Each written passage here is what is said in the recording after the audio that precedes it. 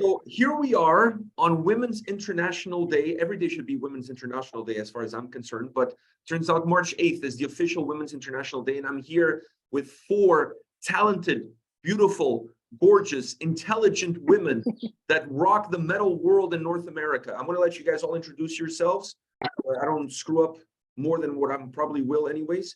And go ahead, introduce yourselves. We can start with Sarah. Okay. Hi, I'm Sarah. So here at Looters, we do marketing and PR, specifically for metal, hard rock, everything, hardcore, all genres under that umbrella. Hello. Kristen, you want to go next? Sure. My name is Kristen Torres. I am the U.S. publicist for Nuclear Blast. Katie.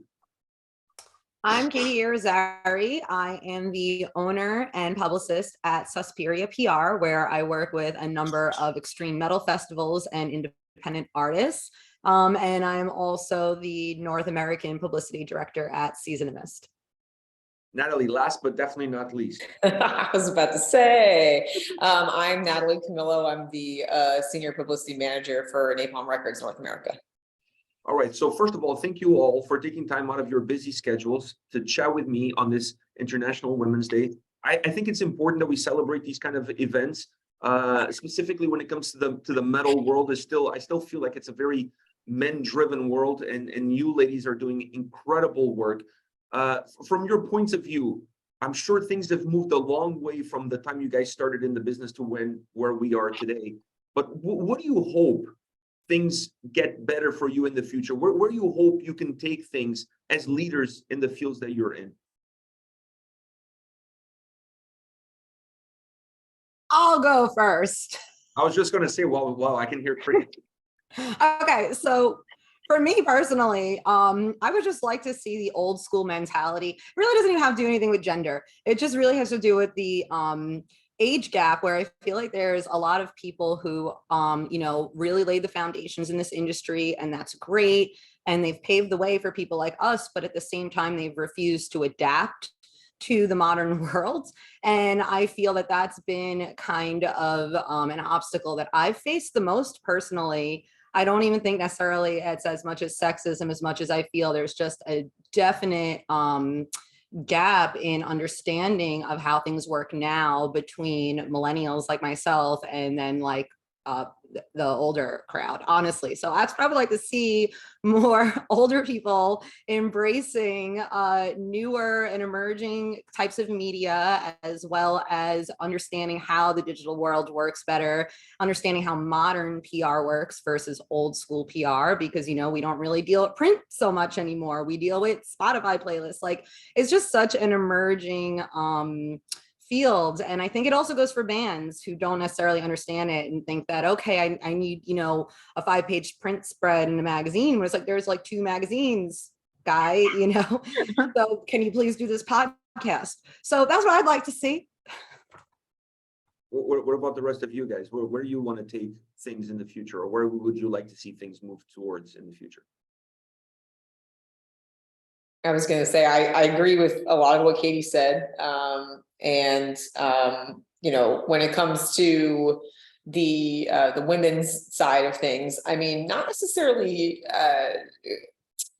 occupationally, but I still think we're as much as we're celebrating a lot of women in music for not necessarily being women, like we're championing them just as much as we're championing men. We're not necessarily calling out that they're women in order to market them, which I think is really important. Obviously, it's important to be a woman, but at the same time, like it doesn't need to be a spectacle. But I think that I would like to see still a little bit more progression in that regard, because there are still a lot of people and journalists, especially, that even though they don't say it outright, you can tell that they're at the end of the day, they're interested in that band for one thing. So it's good when it's featured for that purpose, but when it's not, it's yeah. So that would be my answer. Sarah, do you have anything to add?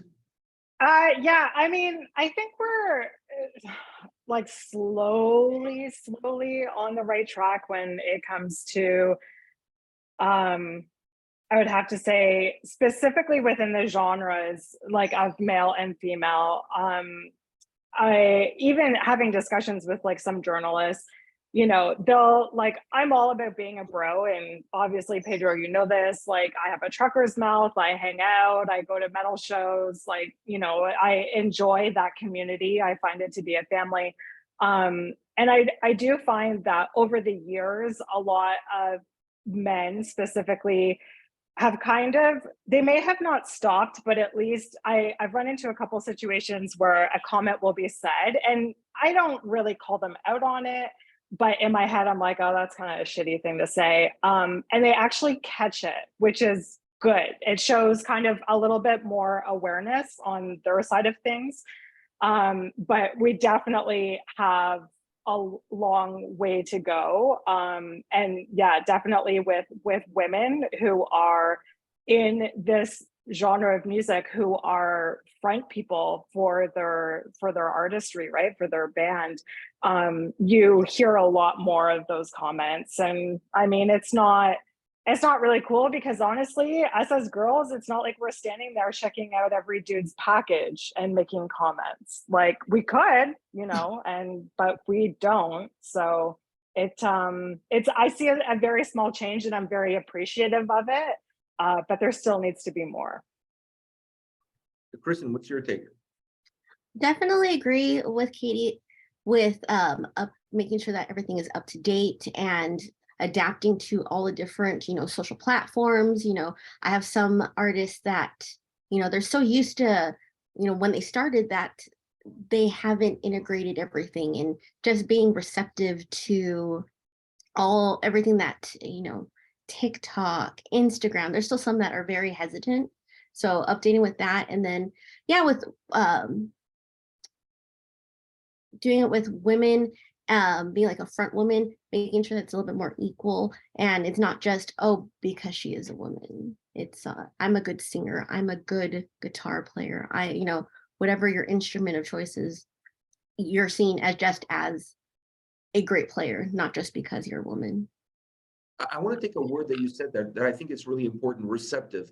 Do you guys feel that sometimes because of who you are as a woman in a position that you can dictate certain things because you see the vision perhaps better than the people who want to have their vision seen? Do you think that sometimes because of who you are, the people that should be more receptive to you are not as receptive to you? Yes, but it's old people. It's not just men. I swear to you, because I work with, look, I'm wearing this Gadia shirt. I'm working with Cloak. I'm working with these artists who are the same age I am. And when I speak, they respect what I have to say. And I honestly would not be, and it's not every, you know, old person, obviously. I'm not trying to generalize. I'm not that kind of person. But I do feel there's more I feel slightly men. triggered, by the way. I just want to say. I know, right? There are, I know, sorry, I don't mean to talk about your people like that, the geriatrics, your fellow geriatrics.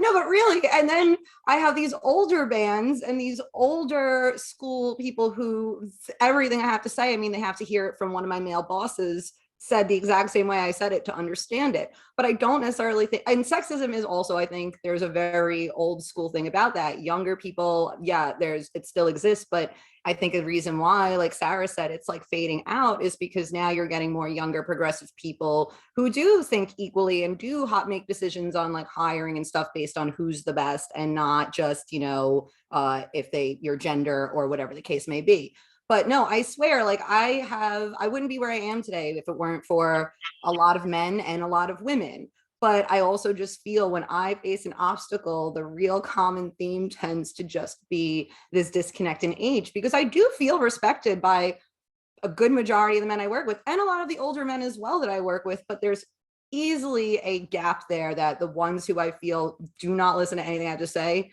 come from just a different generation. And that's where I feel it is. I don't necessarily, I think it's my age. My gender could be a part of it as well, but I feel way more that my age has had a lot to do with it. So Natalie, I have to ask you this. You're in New Jersey, and you know, when it comes to working with people, Do you feel comfortable that the women in PR in metal behind the scenes work well with one another and you guys have each other's back, or it's a little bit of the New Jersey housewives or Jersey I where was gonna say, people throwing drinks at each other and all sorts of stuff? I was gonna say, where does Jersey come into this? I'm waiting. Anyway, The punchline was anyway, yeah, and sorry if there's an echo.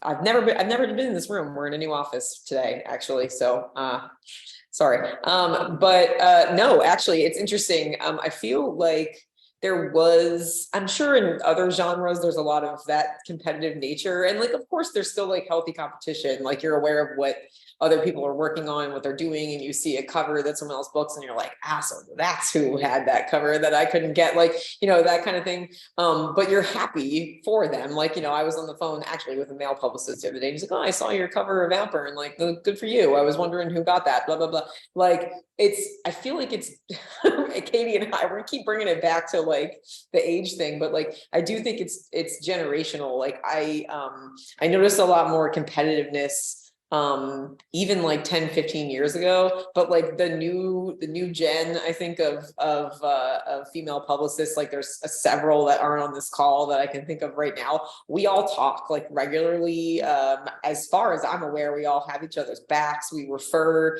to each other, like Amy Chiretto, Liz Chivarella, Nikki Law, like all these people that we work with constantly, like we all talk like all the time, and are always, looking out for one another. And I think, so don't make a mistake, press people, because if you mess up with one person, all of us know, legitimately. But like, That's true. We have an email thread. Yeah. It's like, we all know, just scare you. But yeah, no, I think it's a little bit more generational.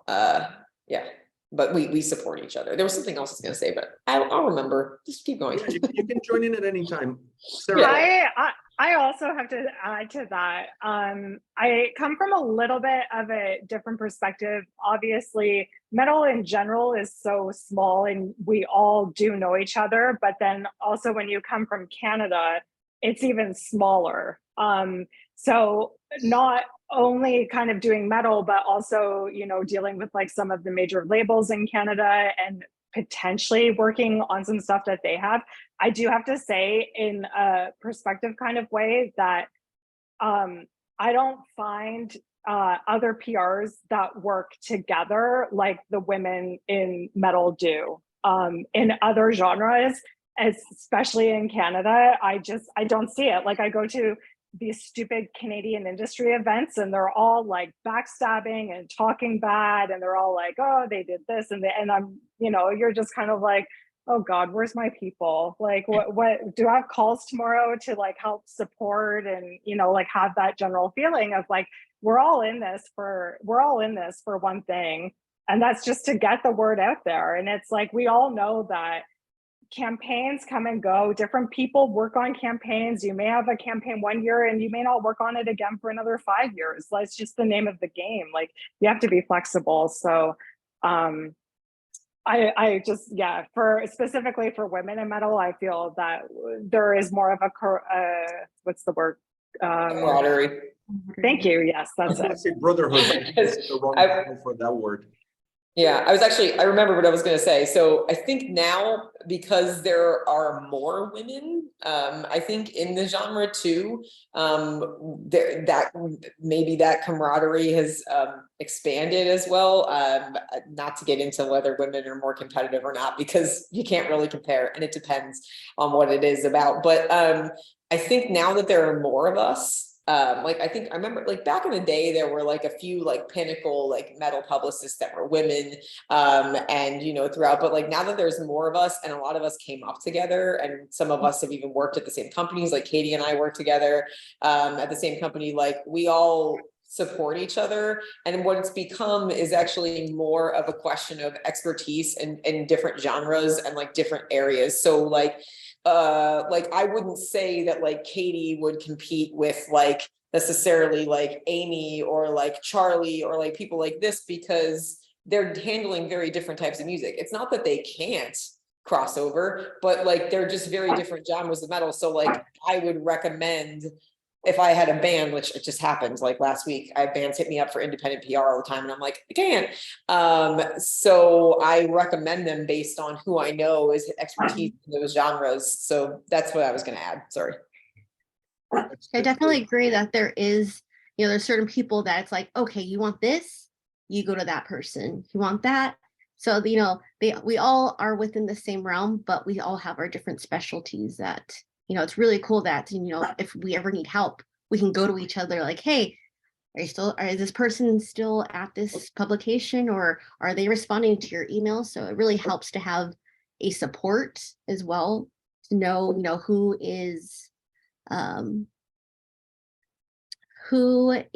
sorry, I lost my thought.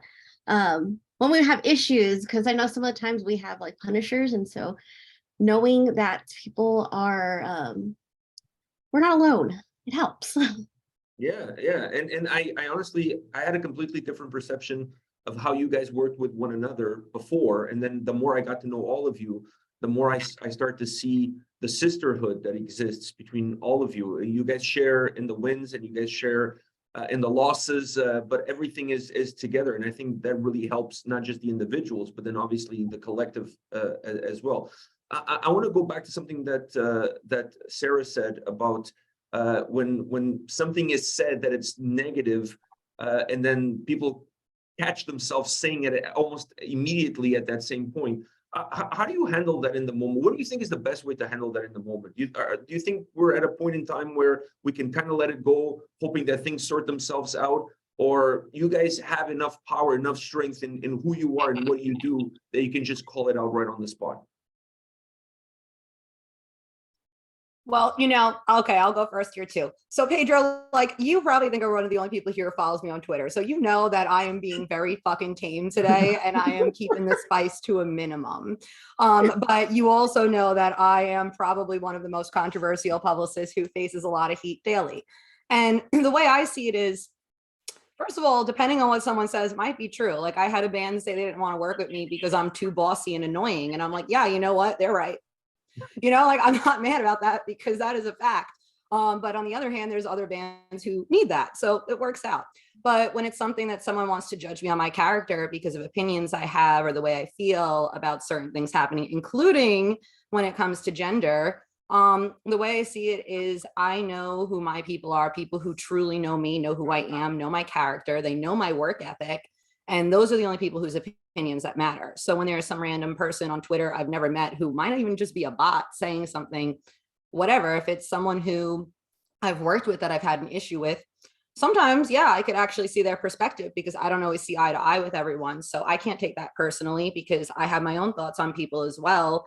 But when it comes from a place where they're judging me or saying something that isn't necessarily true, it doesn't bother me because, like I said, I have enough confidence in myself and know that people know who I am and know my character and aren't necessarily going to, I know that whatever rumor is out there or whatever someone wants to say, that's not going to actually ruin the relationships I have with people. And quite frankly, I don't believe it would ruin my reputation either, because at the end of the day, my work speaks for itself.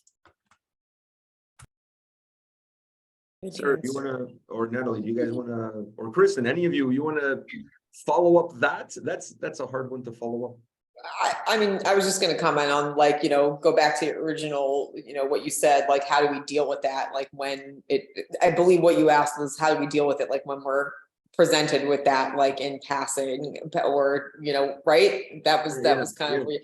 I mean, it kind of depends on how well I know the person as well. Like, so if it's somebody that I work with, or like, which that doesn't really happen because everybody here is like super cool. But like like clients or artists or whatever, it depends on, like, so if it happens, sometimes I'll say, like, actually what you should say is boom, or or I'll say, I don't know if that's a woman thing or if that's a people thing, like, I'll kind of like, try to play it off. But if it's somebody that I don't really know, I mean, I don't need to be hero all the time, especially if it's around like a lot of people. I tend to like try to be in the background. I don't know if anyone's noticed that. So I don't know if that makes me a not really not very feminist of me, but like, you know, I sometimes I choose to not point it out because honestly, that person will be corrected some other time. Like it doesn't have to be me. And I'm not as offended by it because honestly, I think a lot of it is, I'm gonna start using some big words like generational passive like sexism. So like they don't really, or misogyny, like they don't realize that they don't even realize what they're saying is misogynistic. Like they don't intend it. It's not in their heart. And I'm not going to call them out in front of a bunch of people when like they clearly didn't even realize that they were doing that. I can educate them somewhere else or at some other time. And like we keep going back to generational, like, I mean, I think especially with, you know, men or anyone who has some light misogyny going on or sexism, I think like as the generations move forward, there's less of that that's like ingrained in men or any person that's like that from childhood, because like maybe their parents or where they were raised or however, you know, whatever environments they were in, there was passive sexism happening. And so they just like automatically picked up on that, not even realizing that it was offensive. So it's, you know, I take it case by case. But yeah, and also I want to point out, sometimes I notice there is a difference, and this is kind of a good topic, of when people correct themselves, like Sarah was saying. Sometimes you can really easily tell when it's genuine or when it's like virtue signaling and they don't actually want to be they don't actually care whether they were offensive or not. They just don't want to look like an ass in front of people, which we can tell, just so that you guys know, we can tell. Kristen, let me ask you this, and then the same question goes for everybody. Does the background, your how you were brought up, the area in which you grew up, basically the elements, the external elements of your DNA that make you who you are, does that give you a different way of approaching these difficult situations? Does that give you that extra strength that takes you from one day dreaming about working in PR in the metal world to actually being able to do it? I think so, just because being in California, there is so many different backgrounds, and then just being within, I used to do figure skating, film. There's so many different areas that I've worked with. So trying to figure out, you know, where I can say my voice and where, you know, I'll observe so that I can kind of get a better understanding. That's helped to know when, you know, when to speak, when to not, and just understanding other people so that I don't say something wrong or incorrect, but still being able to, you know, put my foot down and stand my ground with that. Yeah. Sarah, you're in Canada. Canadians are known as being polite. So while Katie and Natalie are New Jersey, I think Katie is from Staten Island, if I'm not mistaken. I hope I'm not. So, you know, those two areas normally are known Staten Island. for having people that are outspoken and they're going to tell you exactly how they feel all the time. You're a Canadian. So are you impacted negatively for being Canadian with your personality? I don't think so, but I got to ask you. No, I don't think so. I don't think people maybe, you know, unless if they know, or unless if I say, oh, I'm Canadian, like I think a lot of people maybe over email or whatnot don't really realize it. For me specifically, I think that question is funny kind of because I've always been like super harsh, and it's funny, Katie, to hear you speak, because I mean, yes, I'm geriatric, I think, in your eyes. No, but, you're not. You know the type I'm talking about. well, that's true. That's true. Coming up with Metallica, you know. Right. Okay.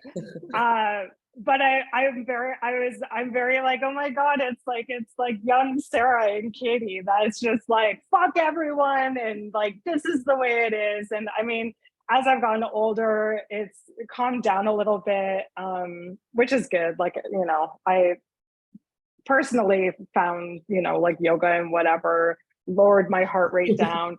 But I've always been told since I was younger, and again, being in Canada, growing up in a small town, I was the only one that was listening to like Prong and Corn. And everyone else was like, you're so weird, you're this, you're that. You know, we've all gone through it when we were younger. But then even starting, you know, after high school, like starting to be like, what do I want to do? Where do I want to work in? Like what industry? I was always told, probably up until like my late 20s, that you're never going to make a career in that. You're never going to make enough money to support yourself. Why don't you just get a normal job? Like da da da da da. And that really made me, obviously it makes all of us who have that kind of like fire inside of us to be like a big fuck you. Like, no, I'm going to prove you wrong. I know I can do this. And I think when we deal with, when we're working with the artists and when we're working with managers and stuff, especially within this genre, we've all kind of had that discrimination towards us, which we all kind of, you know, especially as publicists, it's like, okay, like let's tell your story, because everyone has that kind of story, and that's what makes everything relatable within our scene. So it's great to kind of like have the you know, the two histories come together in a personal way without even saying, you know, this is my life story and this is your life story. So Kitty, I want to ask you this. A lot of times when we watch like the Oscars, for example, and somebody wins the best female actress award, the person goes up and says, this is not just for me, this is for all the women that I represent. When you look at yourself and what you've achieved in your career, the goals that you set for yourself moving forward, as far as you want to go, as far as high as you want to take your career, do you look at those goals, just personal goals that you want to achieve for you, or you look at those goals more broadly and think, this is not just what I can achieve for me, but these are doors that I can then open for other girls that can look up to me and maybe dream of having those same aspirations? Both, actually, both for sure. I mean, of course, a lot of this is obviously for me. I have my own personal hopes and dreams, and being able to achieve all of this one step at a time is very validating and makes, you know, it's what I want in my life. So of course I'm doing it for me, but at the same time, I have actually taken several young women in this music industry under as a mentor, and have helped them with, you know, getting them connections, putting their name out there for job opportunities and stuff like that. And that's something I always want to do. It's something that also is a part of what fulfills me as a person, being able to give back. Because again, I got to where I am, and there were women and men who helped me again, which is why, like, yes, I've experienced sexism, but it's really hard to sit here, and obviously it can't be as bad as it is if you're looking at this table right now and seeing 4 women who are extremely successful. You know, I would hate my job a lot more than I do some days if this was more rampant, but I'm actually very blessed that a lot of the bands I work with, sometimes the sexism works in my favor because they like me more because I'm a woman, and I'm okay with that, you know, equity, not equality. But I do, yeah, I want to set an example for other women, and even then, not even necessarily other women, younger men too, coming up, because I think in general, one thing that's important to me is people always being able to speak their truth and not feeling like that truth needs to be silenced. And I want people to be able to feel comfortable to speak out and say things and say, you know what, actually, there is a path forward for me. I can be an individual. I don't have to give in to these things that other people want me to give into. And that's something I want to inspire everyone. But yeah, as well, as far as women go, I definitely have taken a lot of younger women under my wing and done what I can for them in their careers, and still continue to do that. And I do want to pave a way and make that women that are going to be starting in publicity before me are going to learn from me and look up to me the way I look up to someone like a Jamie Roberts or a Heidi Robinson Fitzgerald. Natalie, same question for you. Do you feel the same way? Yeah, I think, you know, like Katie said, obviously, like at the end of the day, we got into this career to further our own career paths and prove that we could do this for ourselves, just like Sarah was saying, and things like, and I mean, I didn't, you know, just to kind of answer a little bit of what you were asking before as well, like, I don't think being a woman even ever crossed my mind, like when I was getting into this, like when I was in college, and like I was one of the guys, like I didn't even think about it, and maybe other people were thinking about it, but I didn't. So I mean, I wasn't even necessarily thinking about women or other women or whatever, but as I got older and as I do this more and as I see more women coming into the business, like I think the phrase like rising tides lifts all ships is like kind of a good thing to do here, is like I think we can all help each other and make metal a more accepting space in general, like not necessarily just for women, but I think like as other genres are clearly very accepting of all colors and creeds and backgrounds and whatever, metal, there are still a lot of gatekeepers that and it's still a very male dominated genre. And I think, you know, for us to catch up, you know, and there's a lot of people that will argue with me here and say that metal's not behind, but you know, I think if you look at the numbers, it's you know, we could use for some progression. So it is important, and I think I do aim to expand the acceptance in the genre and in this career path for everyone, not necessarily women. So it answers your question and then beyond some, perhaps. Yeah, and it actually makes me wonder about something else, which is what you mentioned about the gatekeepers. You guys, and I want to start off with Kristen on this one. You guys have reached, and there's a lot of women in PR these days in metal. There's a lot of women fronting bands these days, more so than when I started listening to metal, that's for sure. So we see that the genre itself, maybe I won't say at the grassroots, but at certain levels, there is more of an acceptance today than there was 20, 30 years ago. But do you see, Kristen, maybe still a ceiling that people have created, those gatekeepers that Natalie was talking about, a ceiling that's been created that allows certain women to reach certain spots, but not beyond those spots? I think a lot of it that has helped with it is that certain people are getting kicked out of industry or called out. You know, there's certain people that would use baby, and you're just like, wait a minute, like you shouldn't be doing that. And I think that at least with the nuclear blast, there's a lot of girls that are women that are in the director level. So that always helps. And you can see that, you know, you can start off as entry and then work your way up. So that is helpful.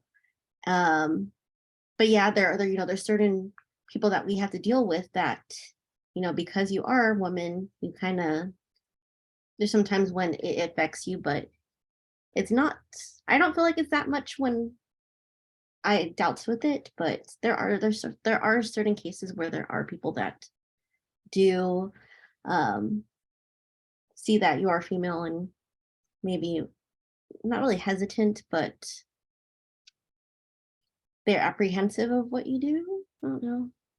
That makes sense. Sarah, you deal with people on both sides of the border. Do you see that ceiling perhaps in certain places that maybe you would like to go to those places, but you know, you're maybe limited? I think this is a bit of a hard question for me because I feel the same way that Natalie does, where I honestly don't even think about it. But then sometimes if it's, you know, something that like I don't get a campaign or I don't like get said client or, you know, whatever the case may be, where something doesn't work my way, I honestly have never really thought, oh, it's because I'm a woman, but thanks for putting that in my head now. Maybe I will next time. But I try my best not to kind of like think about that, to be like, oh, it's something personal against me, or it's because I'm a woman. You know, and to be honest with you, more cases than not, I you know, find out who said got campaign or project or whatever, and probably like 80 to 90% of the time, it's another woman. So I personally, for me, even though it hasn't really crossed my mind and I haven't really seen it, I mean, there has been that odd case that I have seen it where, you know, it hasn't gone to a female, or they like to keep it in the bros club. But in publicity, I find it's a little bit more open. I do have to say, on that aspect of things, before in publicity, like back in the early 2000s, I was an agent in Canada. And for anyone who knows anything about the agency world, that was a boys' club. that was definitely, I got cock blocked a lot of times on certain like venues, tours, shows, festivals, trying to get my bands on, like, oh, like, you know, like, oh, Sarah's just this like, you know, stupid little girl that listens to metal and wants her bands on this festival. That is definitely a boys club. So I find that this end of things, like just like being in publicity and marketing and stuff, is not so much misogynistic as that aspect of the industry. I wanted to add to that actually, Go ahead, go ahead. because I think I 100% agree with everything you're saying, Sarah. I think within PR, like in marketing, like it is like, especially in metal, it's become very female dominated area. So I don't run into that as much. Also like at Napalm, like same thing as what Kristen was saying, like we've got women in every department. We have like female PMs, female in distribution, females in promo, digital marketing, like we have women everywhere at this company. So there's none of that going on. But I do find that kind of like you were saying with agencies and like external forces and how those people are perceiving that you're a woman. So like there are artists that very clearly are more receptive with men or with women. So like a lot of times, like if there's a male publicist on the project as well, or like whatever, like I will find that sometimes like you will notice a difference in communication with certain artists, depending on whether it's a man that's talking to them or a woman. And sometimes it's actually to my benefit. So I'm not necessarily saying that I would be discriminated because I was a woman in that scenario. Like sometimes I find there are certain artists, usually male,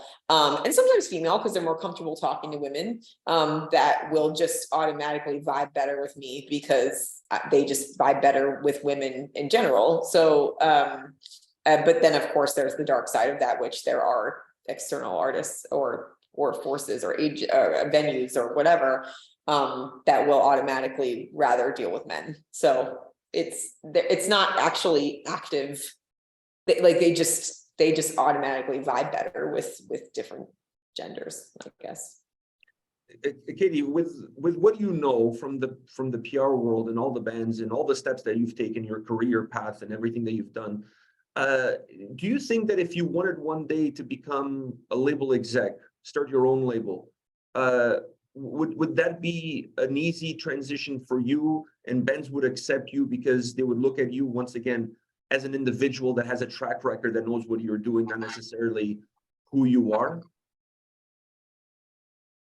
Yeah, I mean, actually, it's funny because, you were kind of asking about the ceiling, and I'm just kind of sitting here like, at 32 years old, I became a business owner. I'm a director at a label. Where's my ceiling? There isn't one. Yeah, sure, people and things have tried to hold me back, but they didn't. So no, I don't think there's a ceiling.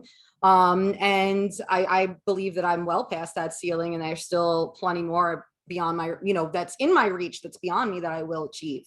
And while starting a label and doing something like that is a massive undertaking and definitely not something I'm planning to do right now, especially learning as an independent, publicity business owner, what goes behind it and the logistics. But I do believe if that's something I put my mind to and I wanted to do it, absolutely. And I believe with the connections I've made that absolutely people would come to me and trust me with that, especially with judgments I've made, as far as, noticing people and their talents and being able to show in the past that I've been able to build solid teams. Even right now, I am doing PR, and I do eventually hope to actually traverse into management. And I know that I will succeed at that. And I know that I will have plenty of bands who will want me to manage them.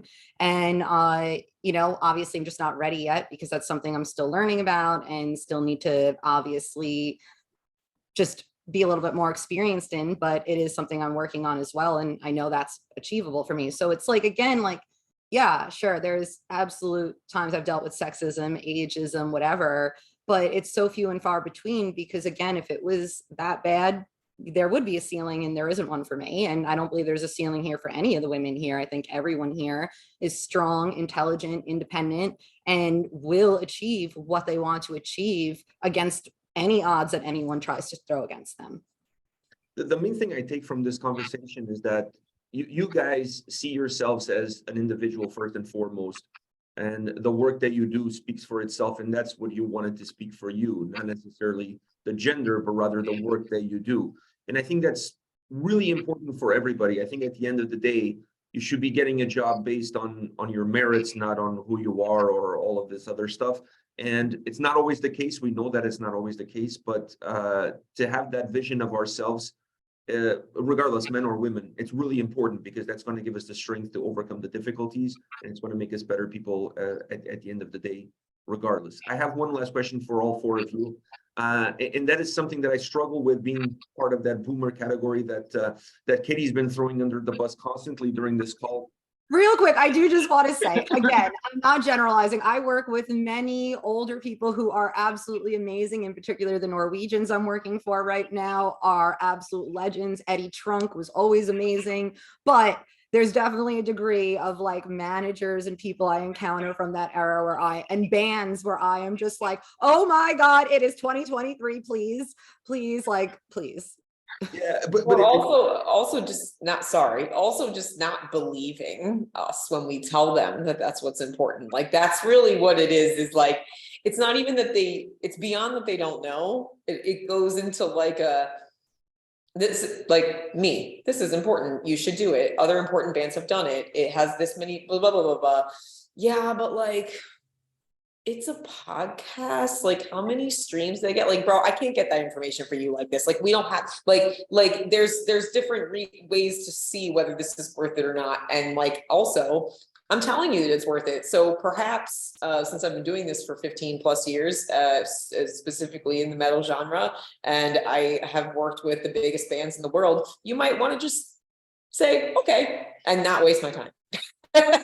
So that's really what it comes down to. And it does seem to be generational. People that were really used to print and really used to mags and really used to that, it does seem like with channels like yourself, I mean, I don't have a hard time convincing people to be on A&P-Reacts, obviously, but like there is a split there where they don't fully, they're YouTube and podcasts and this stuff, and Twitch, it's like, it's not in my hands, so it's not real. And it's like, no.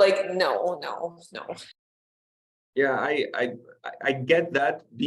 I don't consider myself a boomer. I don't think I am. I don't think I fall in the category. Neither is Sarah, for that matter. I'm saving her right now. It's but I totally get it. There's certain things that have been ingrained in us, and that's what I wanted to take the last question and get your feedback on this, because when I started listening to metal, like I said earlier, there was not a lot of women fronting bands. Then we had a little bit of a breakthrough, and there was more. Then the whole label of female fronted came about. Are we beyond that label? Do you guys still get pissed when a journalist refers to one of your bands as female fronted band? Where are we at on that topic? I don't get pissed. I'm just that's like, not one of them. I've plenty to be mad about. That's really not one of them. I don't get pissed. Yeah, there's a lot to be upset about. I don't get pissed. I'm just like, really, dude? Like, are you paying attention? Like, we don't say that anymore. Like, and there's really no reason to say that anymore. Like, these people are good on their own merit. It has nothing to do with whether they're a woman or not. Like, and I feel like this conversation is constantly had. And I mean, I'm telling you, I have so many artists like on our label. We do these questionnaires so that we can get like an idea of like where they're at now. We do it every album, and they talk about like, it's just information for all of us for marketing. And just I can't tell you how many female artists that I have right now that in their things, they're like, please, I don't want this to be a tagline, female fronted, and I also don't want to be compared to every other female vocalist that exists, because we have the same type of music, which literally has nothing to do with their vocal talent at all. So yes, I'm sorry to jump in there, but yeah. Chris and Sarah, you guys, what's your take? I agree that some of the times when they do that, just like, come on, there's other ways. Like, if they're a powerful singer, just say that. It doesn't have to be your female fronted. Like, at the end of the day, they're gonna be this, they're comparable to their male counterpart. So like, let's just keep it to, hey, like I said before, if you're a great drummer, that's what you are. You're a great drummer. You're not a female drummer. Like, you're it doesn't have to be about gender. So It insinuates that there's some sort of talent bracket that needs to be reached. I see it. And well, just that's, like yeah. with the sports too, how they're like, well, if this person, if a male was against a female, then it would be like the 100th. It's like, no, like, but there is a way to gauge that both of them are both really good in their area. It doesn't have to be a competition of, okay, they're better or we're better. It's like, you guys are all really good at what you do. Yeah, sorry to keep talking, but like I was just thinking, like we'll get like external text that's written outside the company, or we'll get things like that that'll say like female fronted, that are like clearly written by someone. And my comments are always, we're going to put a picture of them in the press release. It's clear that they're women. We don't need to write female, women, fronted, femme 17 times in the press release as a marketing point, because it is very clear that they, like, keep them on, like, you know what I mean? So we don't need to beat it to death. Like, I find that there's still some managers though that are very much they'll say that that's a selling point. They'll be like, we want everyone to know it's female fronted, use the text. And I'm always like, the same as Natalie, like they'll know the photos there. Like we shouldn't necessarily like have that as a focal point, but I think it's going to take a minute to change that specific narrative when you still have male managers, and when you still have some people very much trying to get you to use that as a selling point when it's not necessary at all. and even if it's the artist that's okay with it, because there are women that are like totally fine with that being like a marketing point. Like it really goes either side. Like I'm not going to name the band right now, but I can think of one that was literally like, oh yeah, say whatever you gotta say, I don't care. Like, and good, hey, honestly, feminism, doing whatever you want, like good for you. If that's how you want to market your band, like no worries. Like, but there are media people, like forward-thinking media people and media outlets that are actually turned off by that kind of narrative as well. And like, so we're not just saying it because like we believe it or like it's the status quo now that you should move, but like we know that like a lot of times managers or artists, when they're stuck in like a vacuum of their own world, like they're not thinking like, how will this be received? And would a writer be so turned off by the heavy use of this female fronted rhetoric that they would choose to cover another press release, or they would be turned off by the marketing of that record because they know that it's gratuitous? Like we're thinking of all of these things when we make decisions like that. It's not just that we're women and we don't think it's right. It's beyond that. Wow. I'm blown away by the quality of the discussion, mostly because I didn't say much, but I'm blown away by it nevertheless. Natalie, that was a great way. Sorry, I'm long-winded. Sorry. No, that was a perfect way to finish this discussion. I really appreciate that, because it's something that I still see a lot. So that's why I just wanted to address it as the last talking point. So on this International Women's Day, I want to thank all of you for being here. Thank you for taking the time out of your extremely busy schedules. I really appreciate it.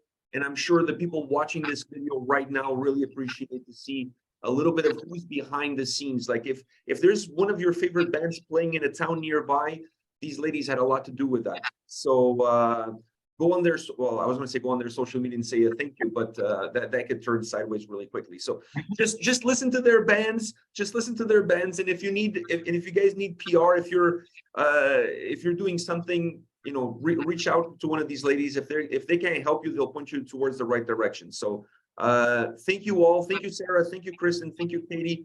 Thank you, Natalie, for taking the time. I really appreciate it. All the best for you guys.